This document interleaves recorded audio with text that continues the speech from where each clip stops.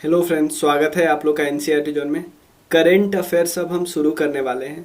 तो एक मैगजीन से पहले स्टार्ट करने वाला हूँ। एक मैगजीन, इस मैगजीन में अभी तक क्योंकि जनवरी से लेके अगस्त तक दिया हुआ है, तो पहले हम इन 7 महीनों का डिस्कस कर लेते हैं, फिर आगे भी डिस्कस करेंगे आने वाले समय में आगे आगे का।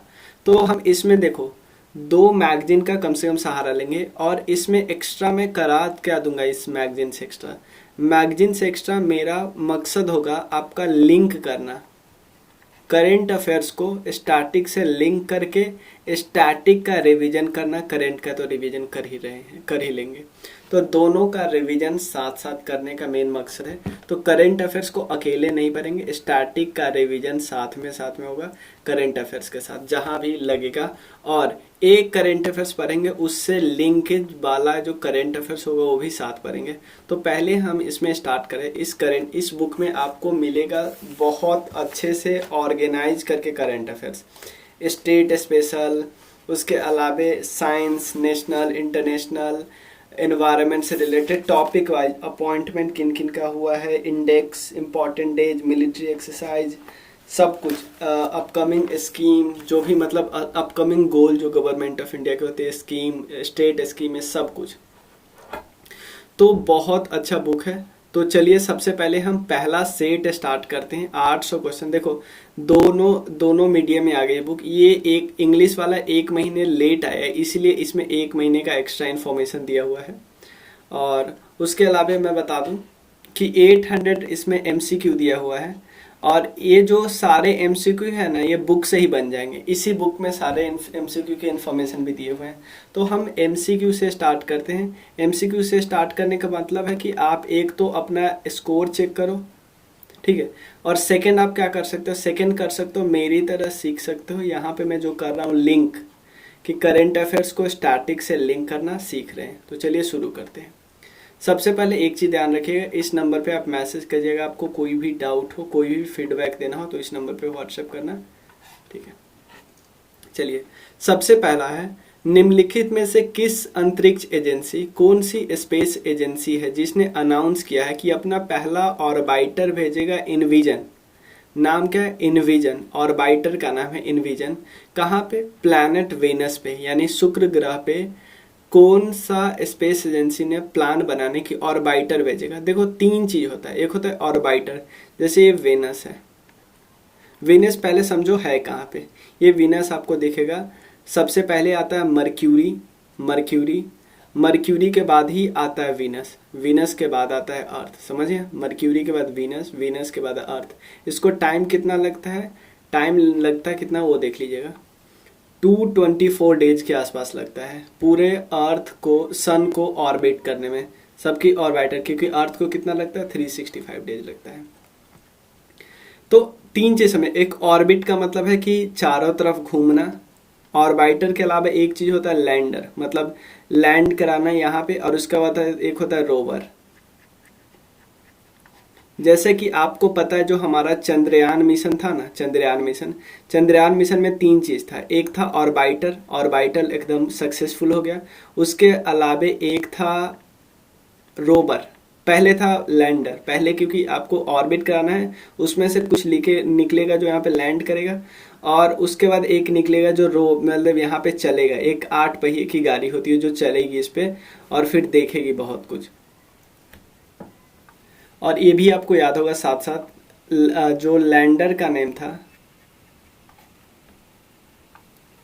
विक्रम, और रोवर का क्या नाम था? प्रज्ञान था। ये हमें पता है, ठीक है। चलिए इस बार कौन सी स्पेस, इसका नाम है यूरोपियन स्पेस एजेंसी। 22 देशों का ग्रुप है यूरोपियन स्पेस एजेंसी, एक देश नहीं है। और इसके अलावा इसका हेडक्वार्टर है पेरिस, फ्रांस में, ठीक है। उसके अलावा नासा ने, मैं बताता हूँ नासा ने क्या किया। नासा का भी मिशन है मार्स के लिए, उसका नाम है यहाँ deep atmosphere Venus investigation of novel gas chemistry and imaging. यान है डेविंसी प्लस और उसके बाद वेरिटास, ये दोनों नासा के मिशन है किसके लिए, वीनस के लिए। तो याद रखिएगा, फुल आप शॉर्ट फॉर्म ही याद कर लिए क्योंकि फुल फॉर्म आपसे पूछेगा नहीं, क्योंकि फुल फॉर्म अगर एग्जाम में पूछा तो आंसर पहले ऑटोमेटिकली दे देगा। सिंपल दो चीज पूछ सकता है, डेविंसी प्लस या वेरिटास, ये किनका मिशन है, नासा का। किस लिए मिशन है, वीनस के लिए। या से वीनस का ऑर्बिटल टाइम पता है हमें, ठीक है। और वीनस जो आता है किसमें, मार्स अर्थ वीनस और sorry mercury Venus Earth Mars, ये चारों के चारों क्या है, ये चारों के चारों इनर प्लैनेट है, इनर प्लैनेट, ठीक है। और ये सारे आउटर प्लैनेट के कैटेगरी। मार्स और जुपिटर के बीच में आपको पता है कौन होता है, एस्टेरॉयड बेल्ट। क्लियर, कोई दिक्कत नहीं। चलिए, बाकी जो आपको दिख रहा है ये नासा है, ये रसिया की है, और CNSA ये चाइना की है। कोई दिक्कत नहीं, ये सारे हो गए, इसमें कुछ और इन्फॉर्मेशन नहीं। चलिए, उसके बाद है second, who won the men's single title of French open. French open, देखो हमें अगर ये इन्फॉर्मेशन नहीं याद होगा तो हमें लगेगा कि यार फ्रेंच ओपन तो वही जीतते हैं, कौन, राफेल नडाल ही जीते, बहुत सारा फ्रेंच ओपन जीते हुए। तो सबसे पहले आपको ये पता होना चाहिए, ग्रैंड स्लैम 4 होते हैं, 4 ग्रैंड स्लैम होते हैं, 4, उसमें से 3 अभी तक हो चुका है, 3 अभी तक हो चुका है, चौथा अभी तक नहीं हुआ है, इस साल में सितंबर में ही होना बाकी है, ठीक है। तो 4 कहाँ कहाँ पे होते हैं, US ओपन होते हैं, उसके अलावा विंबलडन होते हैं UK में लंदन, फ्रेंच ओपन होता है पेरिस, और उसके बाद मेलबर्न में होते हैं ऑस्ट्रेलियन ओपन। तो ये चारों होते हैं, ये थोड़ा सा ध्यान रखिए चारों का लोकेशन। इस बार जो हुआ है 2021 में, उसमें विंबलडन, फ्रेंच ओपन और ऑस्ट्रेलियन ओपन, ये तीनों जीता है नोवाक ने, और ऑस्ट्रेलिया, अब उसके बाद US ओपन नहीं हुआ है। और एक और चीज याद रखिएगा, फीमेल का भी पूछा जाता है, फीमेल में आप विनर याद कर लीजिएगा क्योंकि रनर अप नहीं पूछते हैं। विंबलडन में जो विनर है एस्ले बार्टी, फ्रेंच ओपन में क्या है, बारबोरा, अब पूरा नहीं याद करिए तो भी, और ऑस्ट्रेलिया में है ओसाका, नाओमी ओसाका, याद कर लीजिएगा। चलिए, इतना क्लियर है, यहां हमने देख लिया लोकेशन। चलिए, थर्ड क्वेश्चन है, which country India recently signed A joint agreement for the 3 year in the agriculture sector. किसने साइन किया है, इजराइल ने साइन किया, 3 साल के लिए एग्रीकल्चर सेक्टर में ज्वाइंट एग्रीमेंट। इसमें वो मेन प्रॉफिटेबल पे बात करेगी, मार्केटिंग कैसे करना है, ऐसे सब कुछ बात करती है। और एक एग्रीमेंट जर्मनी के साथ भी हमने किया है। जर्मनी के साथ क्या किया है कि जो प्लास्टिक वेस्ट होते हैं ना, वो ओशन में ना आ पाए और उसको कैसे बचाना है ओशन को, इस सब से ये सब बताना है। चलिए, नेक्स्ट है युवा PM योजना, एक योजना है युवा PM, ये किस मिनिस्ट्री के अंदर आती है, ये मिनिस्ट्री ऑफ एजुकेशन के अंदर आती है। तो मैं आपको उसको बताता हूँ। ये जो स्कीम है ना, वो राइटर वाले के लिए बहुत प्रोत्साहित करती है, राइटर को प्रोत्साहित करना, उनको इवन पे भी करना कुछ, और मेन जो राइटर बनना चाहते हैं या जिनमें एबिलिटी है थोड़ी बहुत और जो आगे इस फील्ड में काम करना चाहते हैं, उनके लिए ये स्कीम है। जो एक बहुत बड़ा स्कीम है ना, आज़ादी का अमृत महोत्सव, उसी का पार्ट है ये युवा PM योजना। क्लियर। पिछले क्वेश्चन में इजराइल के बारे में हमने डिस्कस किया, थोड़ा सा मैं लोकेशन उसका बताता हूँ, लोकेशन बताना रह गया था। ये है एक्चुअली लोकेशन, यहाँ पे इजराइल आपको दिखेगा, ये है वेस्ट बैंक और ये है यहाँ पे है गाजा स्ट्रिप, याद रखिएगा। ये है सिनाई पेनिनसुला, सिनाई पेनिनसुला, यहाँ पे स्वेज कनाल है। जैसे जहाँ पे आपको पता नहीं, ये भी क्वेश्चन पूछे हुआ है कि किस देश का एक एवरग्रीन शिप था, एवरग्रीन, जो फंस गया था स्वेज कनाल में, वो भी आपको याद करना है, ताइवान का था, ठीक है। और यहाँ पे है लेबनान, याद रखिए लेबनान। इसका बाद ये है साइप्रस, ये है सीरिया। लेबनान, सीरिया, इजराइल, सबके सब मेडिटेरेनियन सी से बॉर्डर बनाते हैं, ध्यान रखिएगा। और डेड सी जब भी हम बात करते हैं, डेड सी इजराइल के अंदर ही आता है। यहाँ पे टर्की है, याद रखिएगा। टर्की के एक तरफ है ब्लैक सी और एक तरफ है मेडिटेरेनियन सी, ये पूछा हुआ एग्जाम में। उसके अलावा स्ट्रेट की बात कर लेते हैं, ब्लैक सी और सी ऑफ मरमरा के बीच है बोस्पोरस स्ट्रेट। और उसके अलावा सी ऑफ मरमरा और एगियन सी के बीच है एक डेंडलेस स्ट्रेट, ये ध्यान रखिएगा। ग्रीस के किस किस के बीच है, आयोनियन सी और एगियन सी है। और ये सब थोड़ा सा और ध्यान रख सकते हैं। यहाँ पे है straight of Gibraltar. Straight of Gibraltar के एक तरफ कौन सा देश है, स्पेन, और एक तरफ है मोरक्को। लेकिन अगर दो पॉइंट बोला जाए ना कि कौन सा दो पॉइंट है यहाँ पे, एक तरफ है ब्रिटेन का, ध्यान देना यहाँ पे है ब्रिटेन का जिब्राल्टर, और एक इस तरफ जो सदर्न साइड है ना वहाँ पे स्पेन का एक जगह है स्यूटा। इन दोनों जगह के बीच ये स्ट्रेट है। लगने में तो हमें लगता है इधर स्पेन एक देश है, इधर मोरक्को, लेकिन नदर्न साइड में ब्रिटेन का, यूके का एक छोटा सा पार्ट है, और मोरक्को के तरफ स्पेन का एक छोटा सा पार्ट है। इन दोनों को के बीच के वाटर बॉडी को हम बोलते हैं straight of Gibraltar. Clear. Next question देखते हैं, 5th नंबर। यहाँ पे एक न्यूज आया था, देखो ये तो फुल फॉर्म इसका हो गया, युवा उद्यमिता उद्यमिता उद्यमिता विकास अभियान।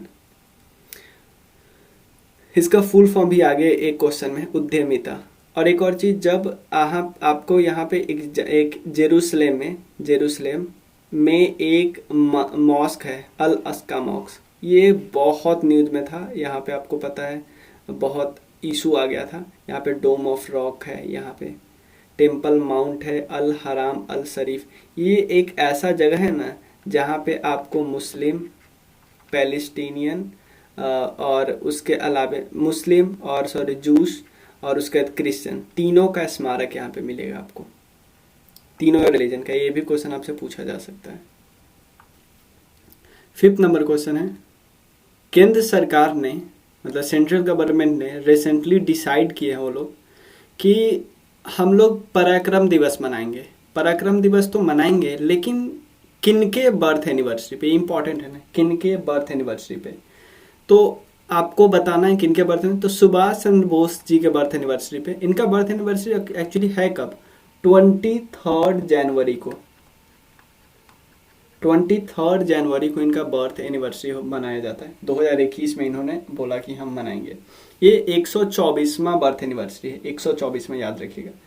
तो सुभाष चंद्र बोस जी के बारे में बेसिक बात हम लोग को पता होना चाहिए। सबसे पहले क्वेश्चन पूछा जाता है कि 2 बार इनको इंडियन नेशनल कांग्रेस का प्रेसिडेंट बनाया गया था। पहले 1938 में हरिपुर में, 1939 में त्रिपुरी में, हरिपुर और त्रिपुरी में आपको पता है रिजाइन कर दिए थे, और बाद में इन्होंने फॉरवर्ड ब्लॉक बनाया। फॉरवर्ड ब्लॉक आपको पता होना चाहिए, एक ग्रुप था अलग, बट ये इन मतलब कांग्रेस के अंदर ही था। ऑल इंडिया फॉरवर्ड ब्लॉक में मतलब समझिए कांग्रेस के अंदर ही एक ग्रुप था, बंगाल के अंदर बनाया गया था, याद रखिएगा। उसके बाद ये जर्मनी चले गए थे, आपको पता है, और बाद में वो एशिया आए और इंडियन नेशनल आर्मी को ज्वाइन किया, ये आपको पता होगा ये सब बात।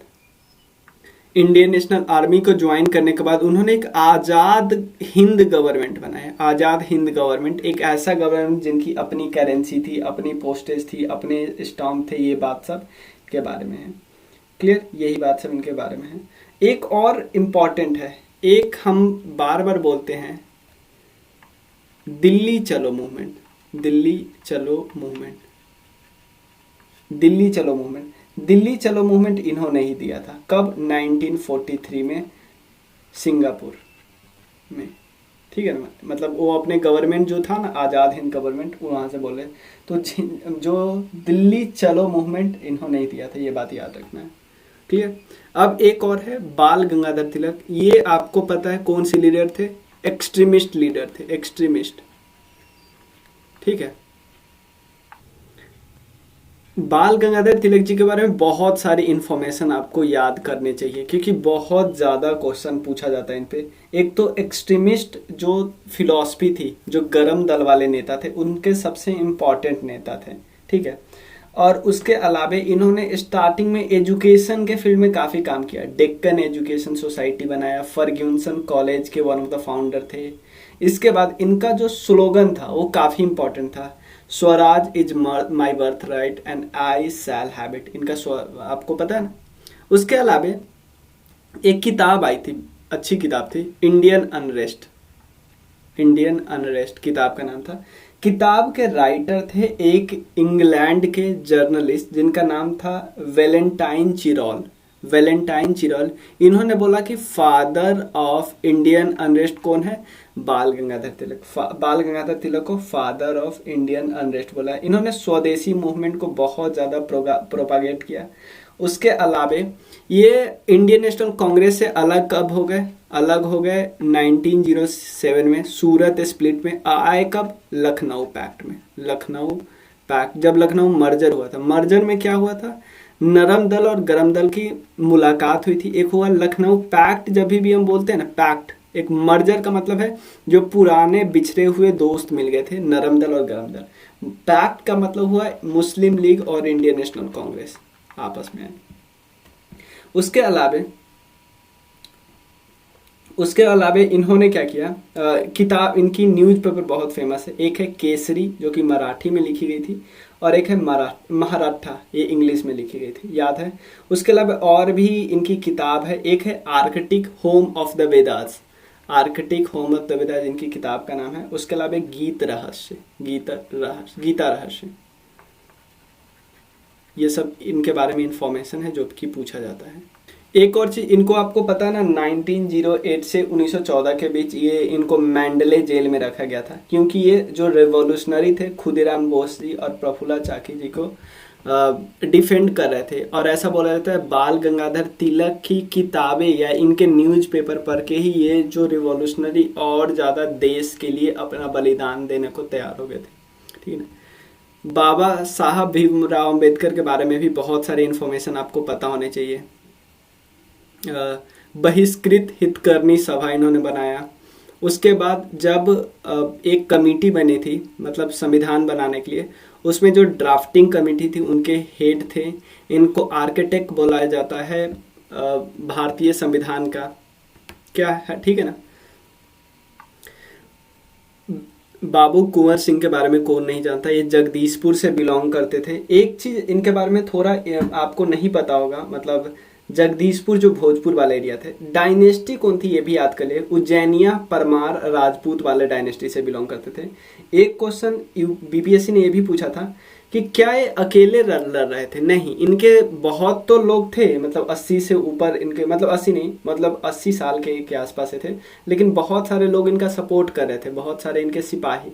लेकिन इनके दो भाई भी थे, एक तो बाबू अमर सिंह जी, उसके अलावा हरे कृष्णा सिंह जी जो कि उनके कमांडर इन चीफ थे। ये बात ध्यान रखिएगा, ठीक है। तो इनके इस बारे में सारा इन्फॉर्मेशन हो गया। नेशनल यूथ डे 2021 के थीम क्या है? National youth day. Youth day किन के नाम पे मनाया जाता है? स्वामी विवेकानंद जी के नाम पे। इस बार का थीम था युवा उत्साह नए भारत का। उत्साह नए भारत का इस बार का थीम था। 12 जनवरी को ऑब्जर्व किया गया बर्थ एनिवर्सरी पर स्वामी विवेकानंद जी का, और 2021 का थीम है। और ये उत्साह नए भारत का याद रखेगा।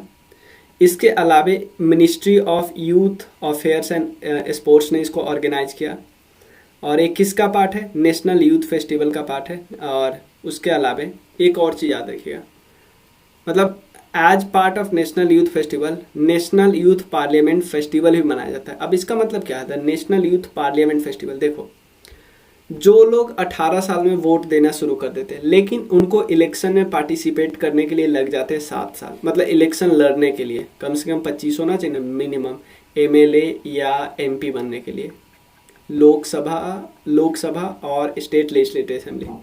तो इनके बीच के जो लोग होते हैं वो, क्योंकि अभी तक इलेक्शन चुनाव दे, मतलब क्या करें, वोट दे रहे हैं, तो आगे आने वाले 7 साल में उनको क्या करना है? इलेक्शन में इवन खड़ा भी होना है, तो उनको पब्लिक इशू को समझना जरूरी है, कॉमन मैन के प्रॉब्लम को समझना जरूरी है, कॉमन मैन को उनके पॉइंट ऑफ व्यू से समझना जरूरी है। ये इंपॉर्टेंट है।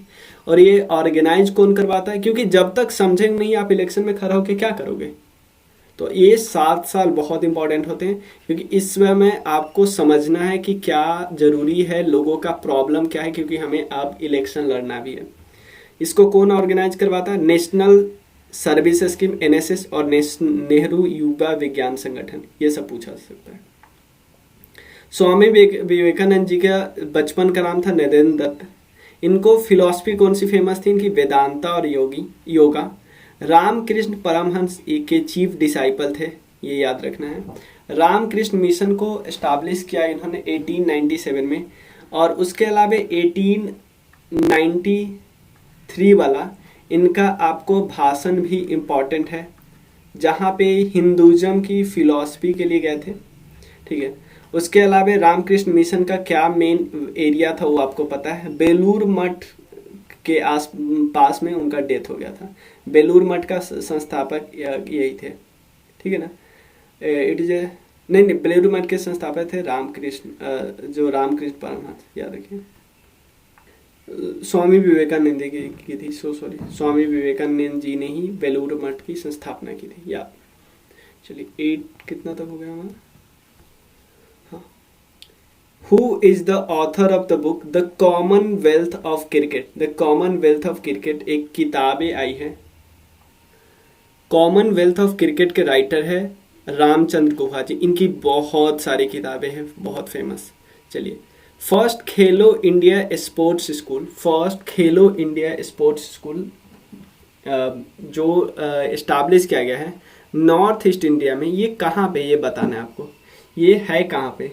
ये एक्चुअली है मेघालय में। जो आसाम राइफल्स का जो सेंटर था वहीं पे खेलो इंडिया स्पोर्ट्स स्कूल वहीं पे उद्घाटन किया गया है। ये है मेघालय में, ध्यान रखिएगा।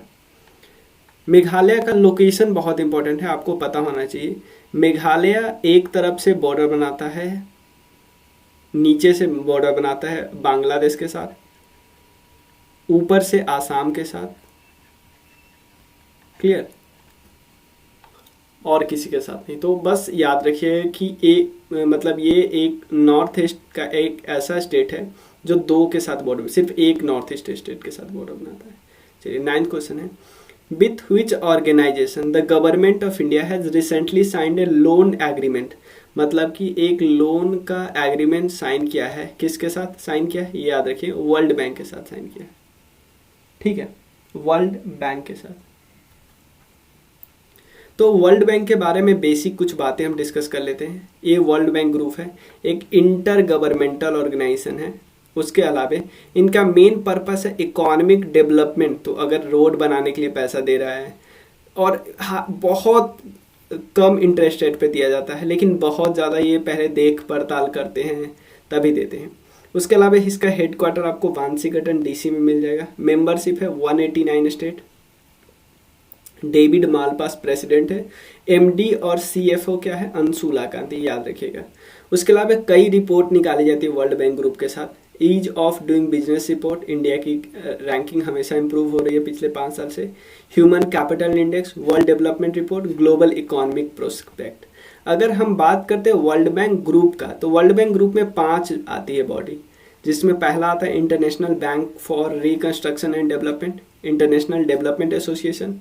इन दोनों को हम ज्वाइंटली वर्ल्ड बैंक बोल देते हैं। उसके अलावा आता है international finance corporation, multilateral investment guarantee agency, international centre for settlement and investment dispute. पहले 2 को वर्ल्ड बैंक बोल देते हैं, याद रखिएगा। हमें वेस्ट बंगाल का लोकेशन पता है। एक BBC इंडियन स्पोर्ट्स अवार्ड है women of the year. Women किनको दिया गया है? ये याद रखिए, इन दिया गया है कोनेरू हम्पी के। कोनेरू हम्पी है क्या? मैं एक चीज आप ये है कोनेरू हम्पी, ये चेस प्लेयर है, ठीक है ना। और इन्होंने देखो in 2002 she become the youngest woman ever to achieve the title of grand master, 15 साल की एज में ही। और ये जो अवार्ड है ना, ये अवार्ड 2020 से स्टार्ट किया गया है। पहली विनर इसके कौन है? PV सिंधु, ठीक है ना। और जो लेटेस्ट विनर है ये है कोनेरू हम्पी, ये चेस प्लेयर है, याद रखिएगा। चलिए, ये जैसे यंगेस्ट वुमेन है, मेल नहीं, मेल तो आपको पता है ना, अभिमन्यु मिश्रा भी बना है, मतलब इंडियन ओरिजिन अमेरिकन है। BBC हिंदी इसको प्रेजेंट करती है। पहला 2020 को, अभी वाला 2021 को। क्यों दिया जाता है? एक्सीलेंस इन स्पोर्टिंग अचीवमेंट में दिया जाता है। चलिए देखो, इतना तक ही रहने देते हैं इस वीडियो में। 2 वीडियो और इस पे आएगा, और इस सेट में अगर आप बताइएगा कि ये कैसा लग रहा है, अगर आपको सही लगेगा तो ही इसको हम कंटिन्यू करेंगे, नहीं तो रहने देंगे। आप अपना फीडबैक इस नंबर पे दे सकते हो, ठीक है। अगर आपको सही लगे कि इतना एक्सटेंसिवली कवर करना है, नहीं तो अगर नॉर्मल कवर करना चाहते हो सिंपल क्वेश्चन आंसर तो बुक है ही, तो आप बता देना। चलिए, थैंक यू।